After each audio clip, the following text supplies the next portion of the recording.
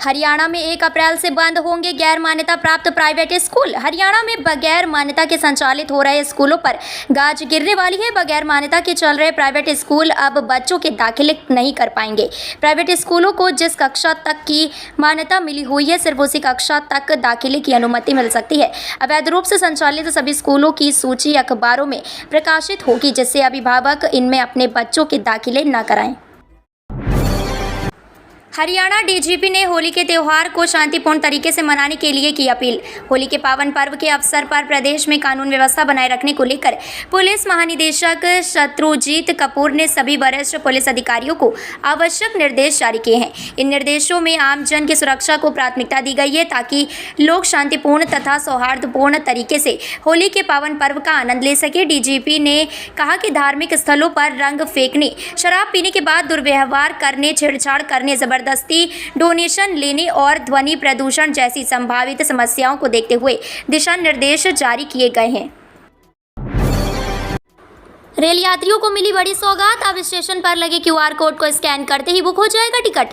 होली के मौके पर पंडित दीनदयाल उपाध्याय मंडल की तरफ से यात्रियों की सुविधा के लिए नई टिकट प्रणाली को शुरू कर दिया गया है। हम आपकी जानकारी के लिए बता दें कि इस नई प्रणाली के तहत यात्री बिना किसी कागज की टिकट के सीधे अपने मोबाइल ऐप के जरिए ही टिकट बुक कर पाएंगे। इस आधुनिक प्रणाली के तहत यात्रियों को स्टेशन पर लगे QR कोड की सुविधा भी मिलने वाली है, जिससे वे UPSO मोबाइल ऐप के जरिए वे जल्दी और सुविधाजनक तरीके से टिकट बुक कर पाएंगे।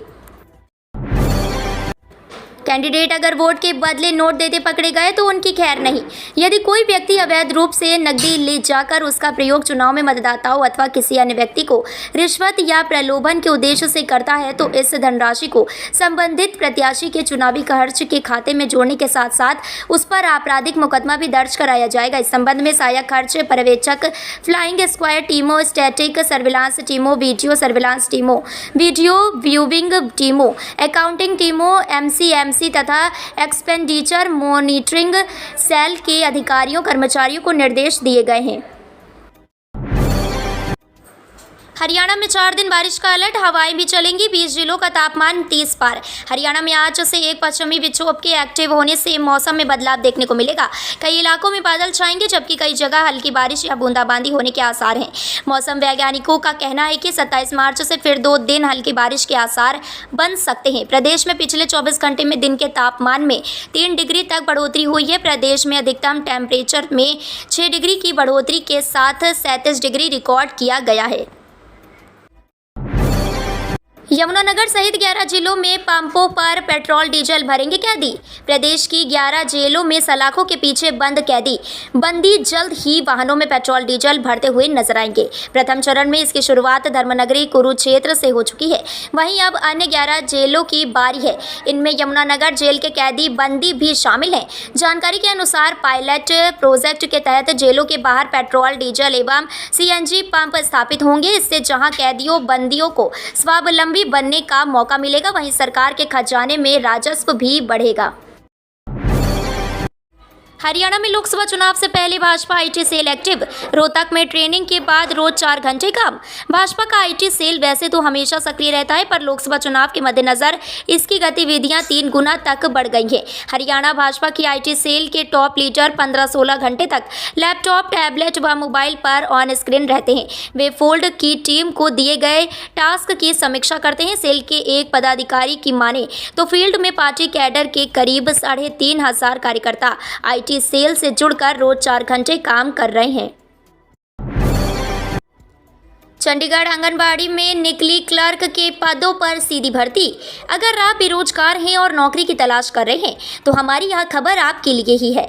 आपको बता दें कि चंडीगढ़ में आपके लिए रोजगार का अवसर आया है। महिला एवं बाल विकास कोऑपरेशन लिमिटेड की तरफ से चंडीगढ़ में आंगनबाड़ी भर्ती के लिए अधिसूचना जारी की गई है। आपको बता दें कि यहाँ पर क्लर्क के पदों पर भर्ती हो रही है। ऐसे में अगर आप भी इसके लिए इच्छुक हैं तो आवेदन भेज सकते हैं। आपको बता दें कि महिला तथा पुरुष दोनों ही उम्मीदवार आवेदन भेज सकते हैं। कुरुक्षेत्र वासियों के लिए आई बड़ी खुशखबरी। रोडवेज बसों ने बेड़े में शामिल हुई 8 नई बसें।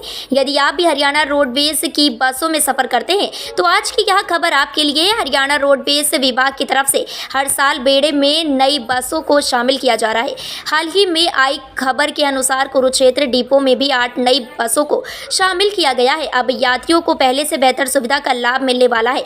नई बसों के शामिल होने के बाद कुरुक्षेत्र डिपो में बसों की कुल संख्या 198 हो जाएगी। नई बसों के शामिल होने के बाद यात्रियों को लोकल और लंबे रूट पर ज्यादा बेहतर सुविधाएं मिलने वाली हैं।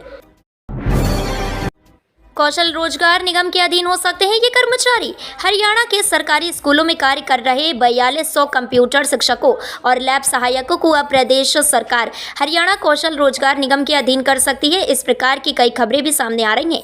जैसा कि आपको पता है कि चुनाव आचार संहिता लग चुकी है। अब चुनाव आयोग की अनुमति से सभी कंप्यूटर शिक्षकों और लैब सहायकों की सेवाओं को 1 साल से बढ़ा दिया गया है।